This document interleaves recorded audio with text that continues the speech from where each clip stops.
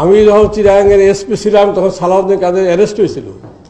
আওয়ামী লীগের বড় বড় নেতা আমাকে বলছে তুমি ওখানে থাকতে সে অ্যারেস্ট হয় কেমনি, তাকে জামিনের ব্যবস্থা করে দাও। আমি সাইডে কী বলেন, কবি তাকে নিয়ে আমরা খেলতেছি। আমি আপনাকে খেলতে পারবো, ওই আপনাকে নিয়ে খেলবে, জামিন টামিন ব্যাপারে আমি কিছু করতে পারবো না। আমি যখন পুলিশ কমিশনার তখন এই মতিউর রহমান নিজামী, মুজাহিদ, দেলাওয়ার হোসেন সাদিকজনকে অ্যারেস্ট করি টিভি স্কুলে যখন আসে, তখন আমাকে কতজনকে কীভাবে তিরস্কার করছে, কেন আমি গ্রেপ্তার করলাম, কার কথা গ্রেপ্তার করলাম, কী জন্য করলাম, কেন করবো, আমি আওয়ামী লীগকে ধ্বংস করতে চাই, অতি উৎসাহী, নানা রকমভাবে আমি আমার চাকরি চলে যায়, এই অবস্থা ছিল। কিন্তু তখন যদি এদেরকে না গ্রেপ্তার করতাম, এরা পালিয়ে গিয়ে মক্কা শরীফে মক্কায় বসে বসে ক্যাম্প করতো, আওয়ামী লীগের বিরুদ্ধে ষড়যন্ত্র করতো, আর পাওয়া যেত না। কিন্তু আইনটাই তো ছিল ফল্ট। আইনটা আপনি তদন্ত করবেন, প্রতিবেদন দাখিল করবেন, ট্রাইব্যুনাল আপনাকে গ্রেপ্তার অর্ডার দিবে, তারপরে আপনি অ্যারেস্ট করবেন। ওটাকে বসে থাকবে, ওটাকে বসে থাকে এগুলি হয়। এরপরে আমি কামারুজ্জামান মোল্লা কাদেরকে হাইকোর্ট থেকে বেরিয়েছে ধরে নিয়েছি। আমরা সেই চেতনা থেকে কাজ করছি, কিন্তু কম্প্রোমাইজটা আওয়ামী লীগের লোক প্রত্যেক জায়গায় জায়গায় করে, এগুলো আমি নিজেও দেখেছি। হেফাজতকে যখন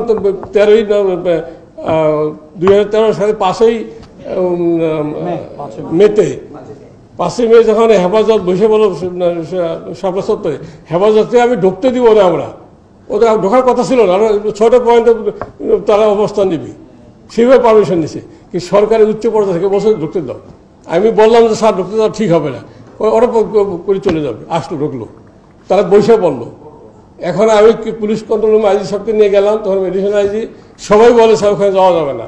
ওখানে গেলে কি হবে, ওখানে শত শত লোক শহীদ হয়ে যাবে। অনেক সরকারের শীর্ষস্থানে এরা বলছে না, ওখানে খালি বুঝাও যে তোমার হুজুর চলে যেতে বলছে, তোমরা ওখানে অভিযান করো না। আমি বলছি আর যাবে না, ওখানে ও রাত্রে ওদের তাড়াই দিতে হবে। রাত্রে না তাড়াই দিয়ে সকালবেলা আমি খবর পাচ্ছি তো কী হচ্ছে, বিভিন্ন জায়গা থেকে খবর পাচ্ছে যে বিএনপি, জামাত, শিবির টিবির কী করবে তারা। আমি বলছি রাত্রে মধ্যে তাড়াই দিব। একমাত্র আমি কঠিন অবস্থায় ছিলাম যে রাত্রে আসা যাবে না, তারপর অপারেশন প্ল্যান হচ্ছে, তারপর রাজি হয়েছি। কাজে এই যে কম্প্রোমাইজ কার সাথে করবেন, আপনি রিকাউন্সিলিং কার সাথে করবেন? ওই রাজাকারের আল বদল এই সমস্ত যারা পলিটিক্যালি হাইলি মোটিভেটেড, এদের সাথে কোনো কম্প্রোমাইজ করা দরকার, কিন্তু সেটাই হচ্ছে। সিরিজ বোমা 63 জেলায়, তারপরে এই যে আওয়ামী লীগের নেতাগুলি বাইশে হত্যা করার, জনপ্রিয় নেতাগুলিকে 24শে আগস্ট ঘটানো, এইগুলি জঙ্গিদের দিয়ে কারা করছে? তৎকালীন সরকারের ছত্রছায়া এগুলি করা হয়েছে। বাংলা ভাই, আমি রাজশাহী দিয়ে দিয়েছিলাম, বাংলা ভাই কীভাবে তৈরি হয়েছে আমরা জানি না। ওখানে রুলিং পার্টির এমপি, মন্ত্রী এগুলো সাথে সম্পর্ক ছিল না। কাজে যদি রুলিং পার্টি আপনি শুধু তাহলে না এই জঙ্গি, শুধু জঙ্গি বলেন না, যে কোনো সন্ত্রাসী বলেন, চরমপন্থী বলেন, যদি কোনো তারা গডফাদার না পায়, মুরব্বী না পায়, তার মাথা সামনে পায় না। চিটাগাঙের চিটাগাঙের দিয়ে এডিশনে এসপেছিলাম দিয়ে দিয়েছিলাম। চিটাগাঙের সন্ত্রাসের গডফাদার ছিল সালাউদ্দিন কাদের চৌধুরী। যত কিলিং হয়েছে সব শিবিরের নাচে গ্রুপে দিয়ে এগুলি সে করছে। কাজেই যদি প্রভাবশালী শক্তির থেকে বিচ্ছিন্ন না করা যায়, এখন তো চরমপন্থীরা দক্ষিণাঞ্চলে মাথা ছাড়াতে ওঠে না। এখন কোনো রাজনৈতিক ব্যক্তিরা ওই সরবরাহ পার্টি, কমিউনিস্ট পার্টি এদেরকে এখন প্রশ্রয় দেন, এখন তো তার মাথা ছাড়াতে ওঠে নেই। কাজেই এই 2001 থেকে 2006 যে জঙ্গিবাদের উত্থানটা সৃষ্টি হয়েছিল, 2013-তে যখন পলিটিক্যাল আন্দোলন হয়, এই সুযোগে তামিম চৌধুরী আইসা জেএমবিকে আবার রিঅ্যাক্টিভেট করে, নিউ জেএমবি করে আইএসএ আন্দোলন, আমরা আইএসএ স্বীকার করি না, কিন্তু আইএসএর এই মতাদর্শে তারা তৈরি হয়েছিল। এবং 2015 থেকে 2018 পর্যন্ত আমি আইজি ছিলাম।